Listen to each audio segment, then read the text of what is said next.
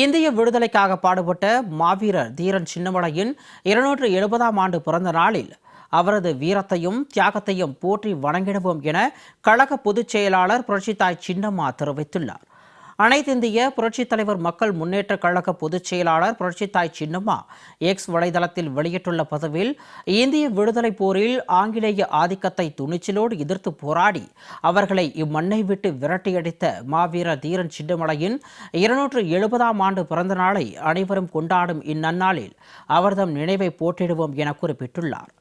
சென்னிமலைக்கும் சிவன்மலைக்கும் நடுவே வாழ்ந்து தனக்கென ஒரு பாதை அமைத்து ஆங்கிலேயருக்கு சிம்ம சொப்பனமாக விளங்கிய மாவீரர் தீரன் சின்னமலையின் தியாகத்தை போற்றிடும் வகையிலும் அவரது வீர தீர செயல்களை இளைய சமுதாயத்தினர் அறிந்து கொள்ளத்தக்க வகையிலும் புரட்சித் தலைவி அம்மா தீரன் சின்னமலைக்கு வெண்கல சிலையும் மணிமண்டபமும் அமைத்து கொடுத்ததையும், தீரன் சின்னமலையின் பிறந்த நாள் அரசு விழாவாக கொண்டாடப்படும் என அறிவித்ததையும் இந்நாளில் மகிழ்ச்சியோடு எண்ணி பார்ப்பதாக புரட்சித்தாய் சின்னம்மா தெரிவித்துள்ளார். இந்திய விடுதலைக்காக பாடுபட்ட மாவீரர் தீரன் சின்னமலையின் வீரத்தையும் தியாகத்தையும் இந்நன்னாளில் போற்றி வணங்கிடுவோம் என கழக பொதுச் செயலாளர் புரட்சித்தாய் சின்னம்மா குறிப்பிட்டுள்ளார்.